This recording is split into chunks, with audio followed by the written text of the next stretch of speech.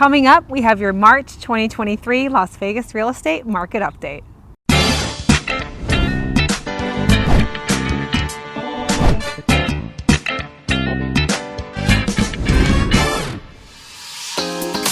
Hey everyone, I'm Steve. And I'm Kristen. We are the Thomas Group with Real Broker, your local Las Vegas and Henderson Realtors, here today to bring you your March 2023 Las Vegas real estate market update from the Gardens Park in Summerlin South.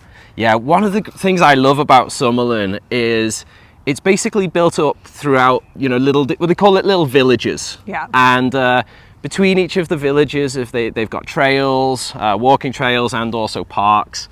And here we are in one of them that Reza, our videographer, said, you guys should check it out. It's really pretty. And we were over in this neck of the woods, and here we are. I love it. And they have a community center here where they have tons of classes that you can sign up for. What was going on right now? The Korean women's dance class? Korean women's dance class. Yeah. So all sorts of things for you. Yeah, it's amazing. And actually the lady at the community center said to us that if you have clients that are looking at moving here from out of state, which most of you guys are, then you should check out their website, summerlink.com, because that's going to show you basically everything that's happening within the community of Summerlin. So all of the different dance classes, all of the different junior leagues that are going on, the adults leagues, the swim team, when the swimming pools are open. And obviously another thing as well, because part about living in Summerlin is if you don't have a swim pool in your backyard, there's pools, there's community pools throughout the area. Now it's a big area, right? So yeah, there's not enough community pools, but they're there. But they are there for you. So check out summerlink.com. If you're thinking about moving to Summerlin, we'd love to help as well. So what's been happening in the real estate market, Kristen? Been another interesting month, that's for sure. I mean, I think this whole year we're going to be saying that. It's not boring right now. No. We've been definitely surprised multiple times. Yeah, I'm sure we will be more. But let's start by looking at our single family home statistics, and we'll let the data show us. Okay. So the median sales price last month was basically $425,000, which was the same as the previous month. So we've seen that kind of stagnate. That's flat for last 2 months now. Yes, that's flat for 2 months. And down 5.6% from the same time last year. I'm honestly surprised that it's not down more. Yeah. To put it into perspective, we are down 11.8% from our peak in May. Which, I mean, it's... Yeah, so I imagine coming up in our next 2 months, we'll see that year-over-year decrease a little bit more. But this is why, it's important to understand statistics, because you could see that you could just see a headline that said, prices dropped 6% year over year, and you could think that they're still going declining, down. Yeah. Whereas we have to look at what's actually happening. Right, 100%. But interestingly enough, one little thing, the average sales price was down this month by 7%, but it was up last month by 7%. So I think it's kind of a wash. Yeah, a wash, exactly. There were 1,722 units or single family homes sold last month. That is up 30% from the previous month, which was December, which is not surprising because we told you that pending sales were up 35%. Just to clarify, we are talking about February, all of the closings in February, and we're comparing them to all of the closings in January. In January was really slow because there was really high interest rates when people were buying. It was around the holidays. Yeah. There was no inventory either. There's no inventory. Which I'm sure we'll get into, but there still isn't. Yeah, there still isn't. Our sales were down 31.5% from the previous month. Overall, we've had a really slow start to the year compared to other years, but that's mostly due to the slow sales in January. Yeah, it's been very go real fast, stop, let's go real fast again. I know, there's so much pent-up demand when the interest rates drop. It's weird. It's something to keep in mind. So I don't know if I told you this. So my clients, a couple of clients that I'm working with right now, they went to see an open house at the weekend. Yeah. Because I was busy. With other clients, I didn't go and see them. They went and checked it out.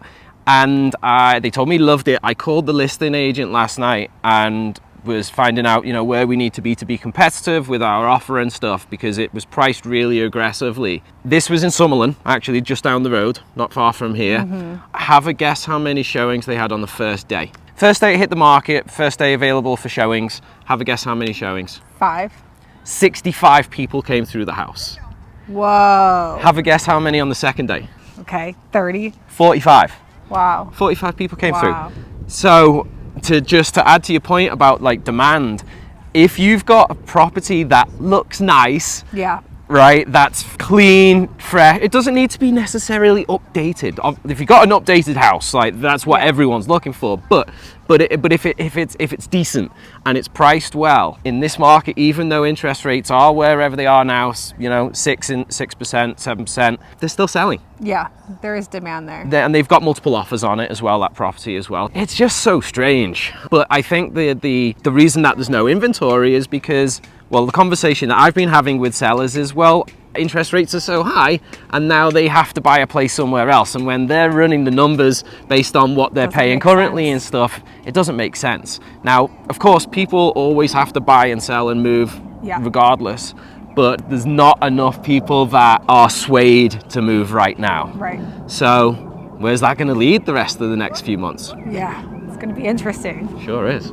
All right, so speaking of that inventory, let's talk about the number of new listings that came on the market last month. There were 2,243. That's down 9.4% from the previous month and down 24% from the same time last year. So right, case in point, case right? in point. Like 10% less inventory. Yeah. And does it say what like compares how that compares to last year? I looked. So I looked back. Well, last year it's down 24%. We're down 24% from last year. Fewer listings from last year, but I looked to look back on like regular markets, and this is low compared to even pre-COVID. We were talking about this in October, November last year. You're going to be able to get an idea of what's going to happen on the market based on what happens in these first few months, and it's all predicated on the two things, right? Interest rates and inventory. Yeah.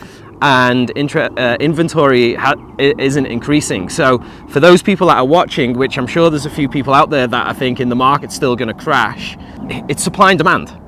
And there's no sign of further, I mean, I don't know, I'll ask you because you're the data specialist. Is there any sign of further price depreciation, you know, in the median sales price? Well, I mean, it's to the point exactly of what you said. So we talked about inventory, let's talk about interest rates. They're all over the place. But what's interesting about interest rates is people have a pain tolerance for it. And it's like we go up a little bit, everyone freaks out. I remember when they went up to 5%, everyone freaked out, they stopped buying.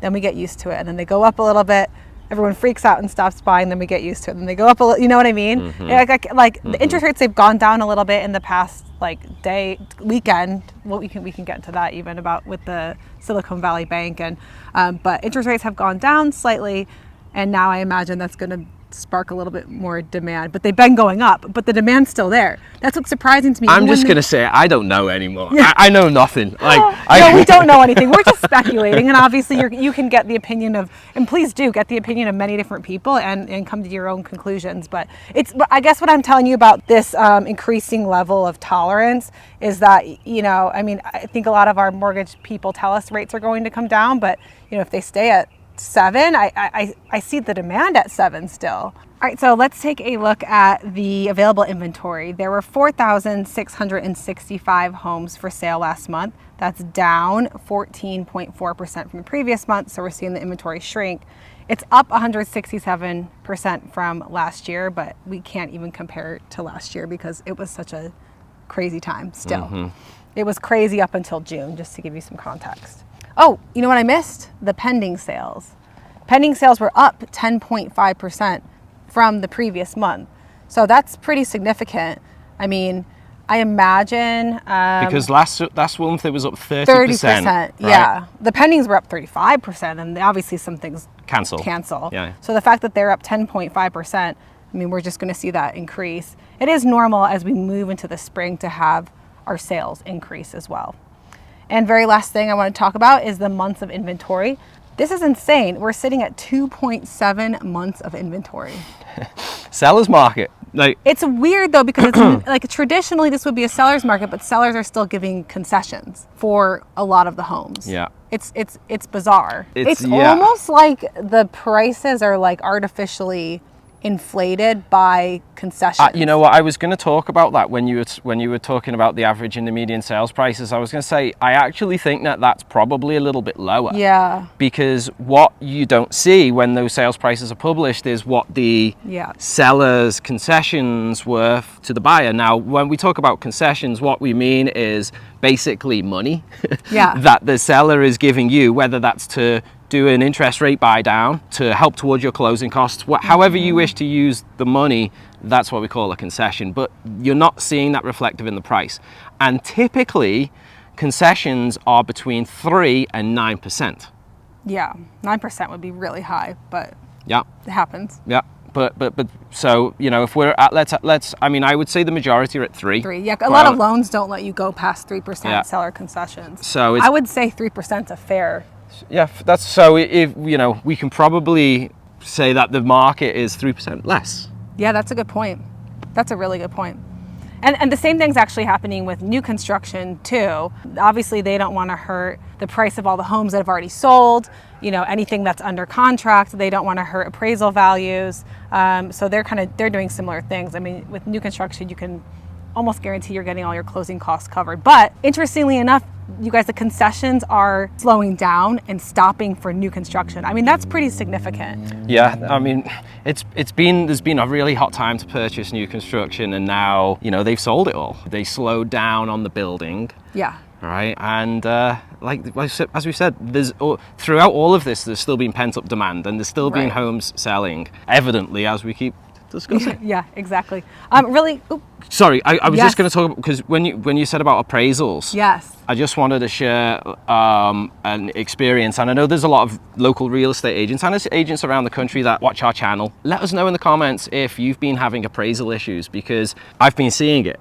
By issues, you mean appraisals coming in low? Appraisals coming in low, and not just coming in low, ridiculous appraisals being done. Bad appraisals. Using bad comps. Yeah, I mean, like, I won't go into too much detail, you know, behind it, but generally when we're pricing out a property and determining its value, we're looking immediately in the surrounding community, right? Like for like, we're comparing apples to apples and oranges to oranges, and we're determining it like that. And then but if there aren't enough sales in those areas, then we look out and we go further.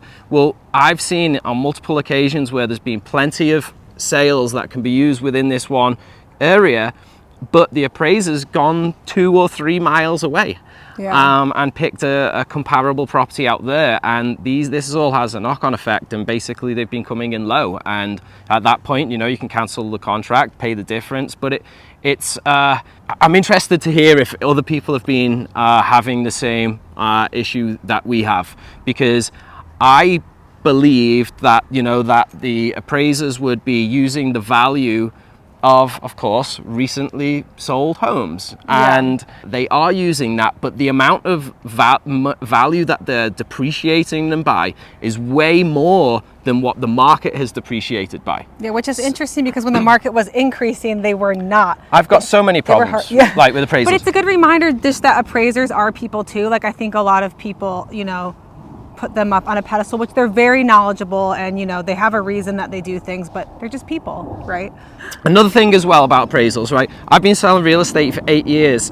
In the 8 years I've been selling real estate, the value that an appraiser's put on a pool has been $30,000. Oh yeah. Guess what it is today? $30,000. I know. And come on, man. Pools have like they've gone up at least 30%, probably more than that. Where can you put a pool in for 30 grand? You can't. Yeah. You can't even. And a spa's $5,000. Yeah, spa's 5. Yeah. Like, come on. Like, so yeah. So just be very cautious, you know, when you're out there shopping and of course selling your home. You're looking at what your neighbor's home sold for. They might not even use that. So if you want you know, a good and aggressive agent that's going to fight for you, let me know, because I always challenge each one of these with a rebuttal, and sometimes we have success, sometimes we don't, but I'll also give you a guarantee that I'll bring you an acceptable offer in 29 days or less, otherwise we won't charge you a commission.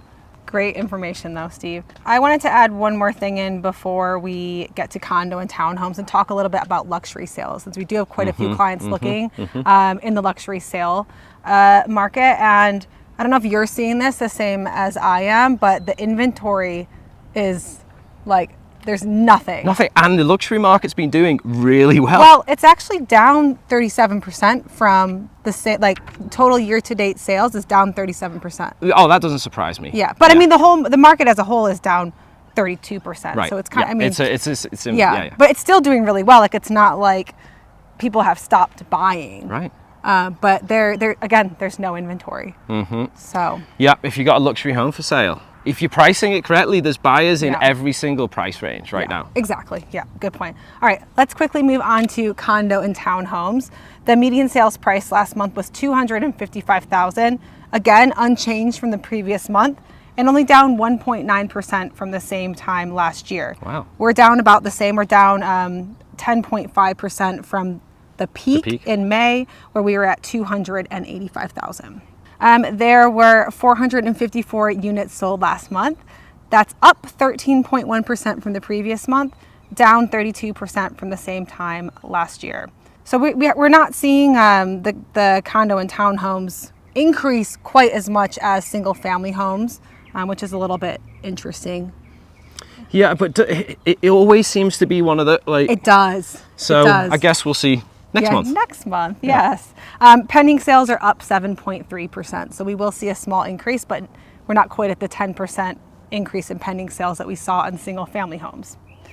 There were 616 new listings taken last month, down 3.3% from the previous month and down 25% from the same time last year. And finally, let's look at our inventory. 1,155 units available to purchase, down 6.3% from the previous month, and don't even look at last year because it's crazy. I mean, there's only 1,100. That's not much. No. It's not much. And we're at 2.6 months of inventory, which is decreased quite a bit too. Yep, seller's market also. Yeah, again, which is it's so crazy. And it's really interesting. And this again, we say this every month, that the statistics we're talking about here are for the overall market. Exactly. When we start looking at community to community, it gets even more interesting. Yeah. Because I mean, you can be in a seller's market or a buyer's market, and it can be very different. So depending on where you live or where you're shopping, you need to know that. All right, we hope you got some value from all the information that we just shared. If you are looking at buying or selling in Las Vegas or Henderson, Steve and I and the rest of our team, we would absolutely love to help. We offer free consultations. You can find all of our information on our website, thethomasgrouplv.com. Yeah, and if you are a local agent and you're watching and you're maybe looking for a team to join, we're hiring, so contact us. You can find all of our information, of course, on our website. But for now, thank you so much for watching. We wish you the very best, and we'll look forward to seeing you again.